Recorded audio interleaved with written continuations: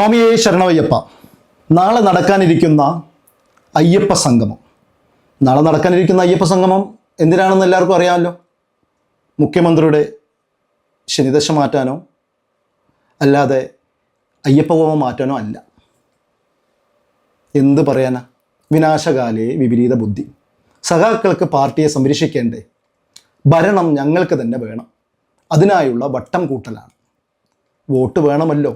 അതുകൊണ്ട് ഞങ്ങൾ ആർക്കൊപ്പവും നിൽക്കും.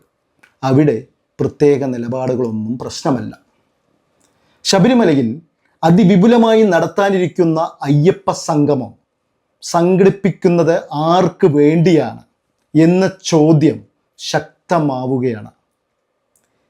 ഈ സംഗമത്തിലൂടെ രാഷ്ട്രീയ ലാഭം ഉണ്ടാക്കാൻ ശ്രമിക്കുന്നവർ ആരൊക്കെ എന്നതും ഏറെ ചർച്ച ചെയ്യേണ്ട കാര്യമാണ്.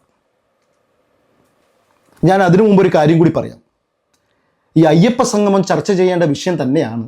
എന്നാൽ അതിലും ഗുരുതരമായ ക്രമക്കേടുകൾ ശബരിമല ക്ഷേത്രവുമായി ബന്ധപ്പെട്ട് ഇപ്പോൾ പുറത്തു വന്നുകൊണ്ടേയിരിക്കുകയാണ്. ശബരിമല ശ്രീകോവിലിന് ഇരുവശവുമുള്ള ദ്വാരപാലകരുടെ സ്വർണം ആവരണം ചെയ്ത ചെമ്പ് പാളികൾ സ്വർണം പൂശാനായി ചെന്നൈയിലേക്ക് എന്ന് പറഞ്ഞ് കൊണ്ടുപോയ ശേഷം ഭാരത്തിൽ 4 കിലോ, 1 2 അല്ല, 4 കിലോ, ഗ്രാം അല്ല, 4 കിലോ കുറവ് വന്നത് എങ്ങനെയാണ് എന്ന് ചോദിക്കുകയാണ് കോടതി. ഹർജി പരിഗണിക്കവേ ആവിയാകാൻ ഇത് പെട്രോളൊന്നും അല്ലല്ലോ.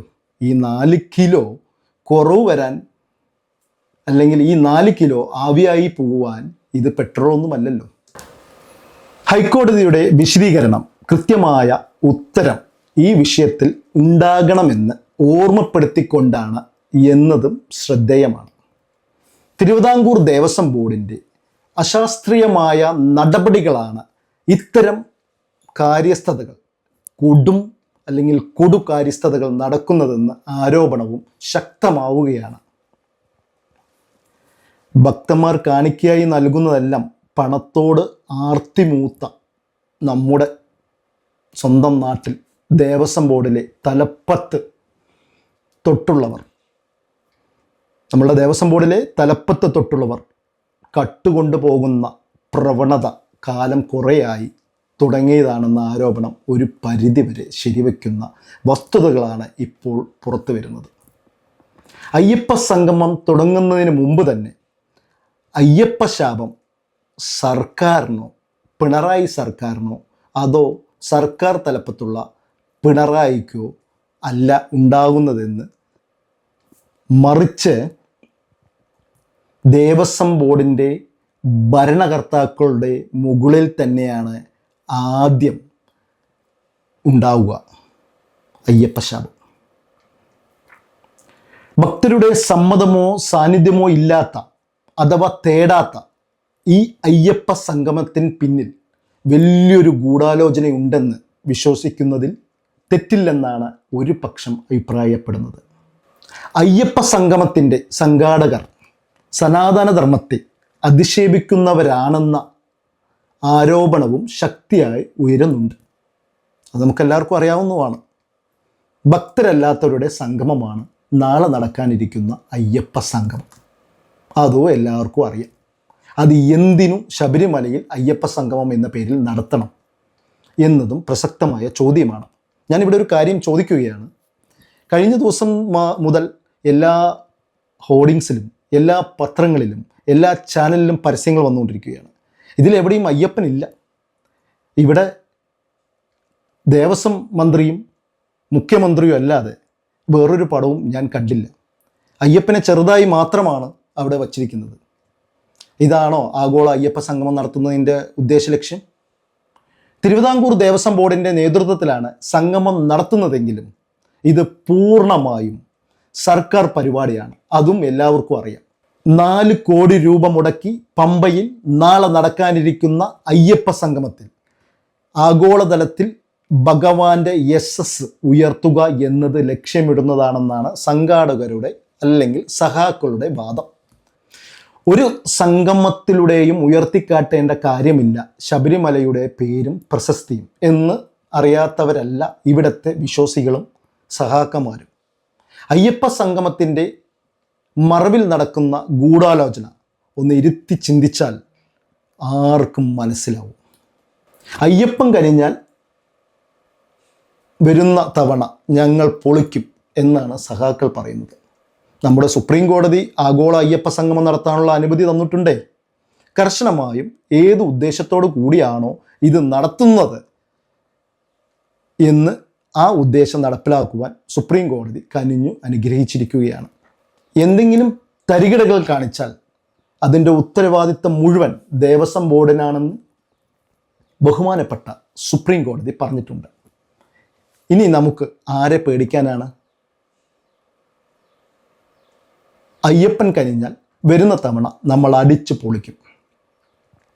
ആരും അങ്ങനെ ഒന്നും ചോദിക്കല്ലേ. മതം മനുഷ്യനെ മയക്കുന്ന കറുപ്പെന്ന് കാൾ മാർക്സ് പറഞ്ഞിട്ടുണ്ടല്ലോ, നമുക്കെല്ലാവർക്കും അറിയാം.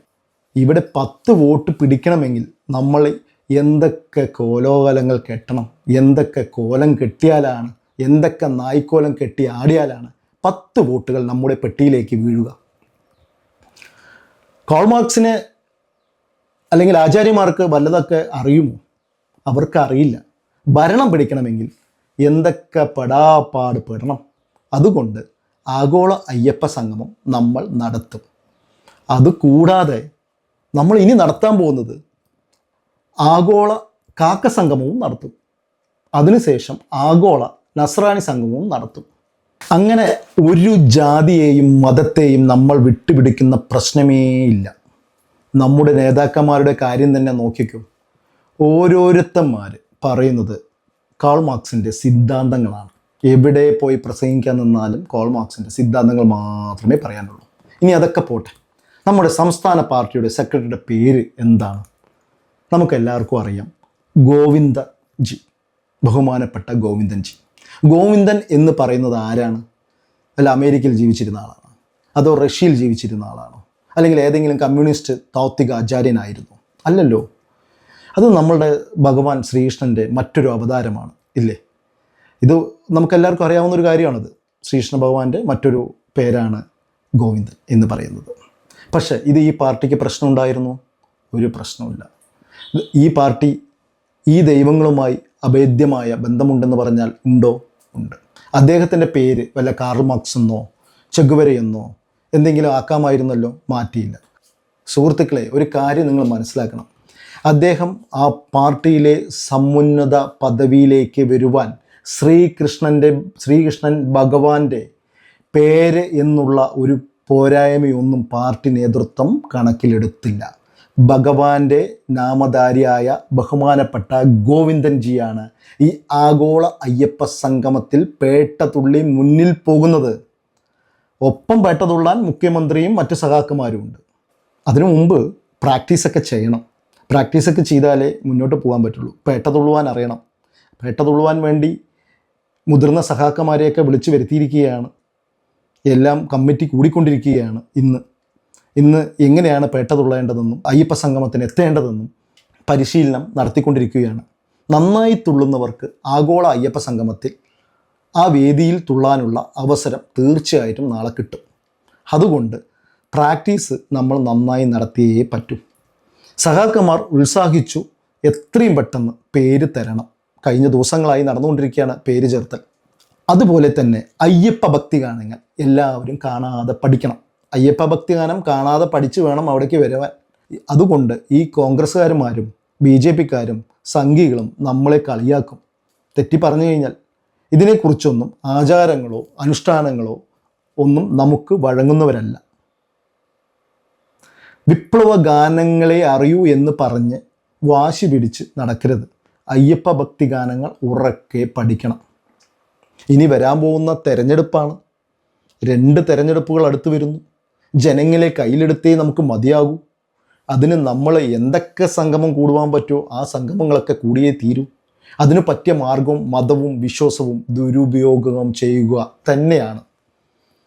കിട്ടുന്നിടത്തൊക്കെ വർഗീയ വിഷം കുത്തിവെക്കണം. വീണ്ടും അധികാരത്തിലേറണം. അതാ വീണ്ടും വേറൊരു പ്രവേശന പ്രശ്നം വന്നിരിക്കുകയാണ്. ശബരിമല സ്ത്രീ പ്രവേശന പ്രശ്നം. അയ്യപ്പ സംഗമത്തിന് എന്നെയും പങ്കാളിയാക്കണമെന്ന് പറഞ്ഞുകൊണ്ട് ഒരു സ്ത്രീ പ്രവേശനവും വന്നിട്ടുണ്ട്. അത് നമുക്ക് എല്ലാവർക്കും അറിയാവുന്ന ഒരു അമ്മിണിയമ്മയാണ്. ഒരു തുറന്ന കത്തിലൂടെയാണ് അമ്മിണിയമ്മ എത്തിയിരിക്കുന്നത്. ഞാനും അയ്യപ്പ സംഗമത്തിന് വരാം, എനിക്ക് ശബരിമലയിൽ പോകാൻ സർക്കാർ സുരക്ഷയും ആവശ്യമായ ക്രമീകരണം നൽകിയാൽ മാത്രം മതി, ഞാനും എത്തിക്കോളാം. ശബരിമലയിൽ പ്രവേശനം നൽകി രണ്ടാം നവോത്ഥാനം നടത്താൻ ശ്രമിച്ച സർക്കാർ അയ്യപ്പ സംഗമത്തിലൂടെ പാപപരിഹാരം നടത്തണമെന്ന് കരുതുന്നുണ്ടെങ്കിൽ നമുക്കിനി കാണാം. 2026 തിരഞ്ഞെടുപ്പിലൂടെ നമുക്കത് കാത്തിരുന്ന് കാണാമെന്നല്ലാതെ വേറൊരു മറുപടിയും എനിക്ക് പറയാനില്ല, നൽകാനുമില്ല.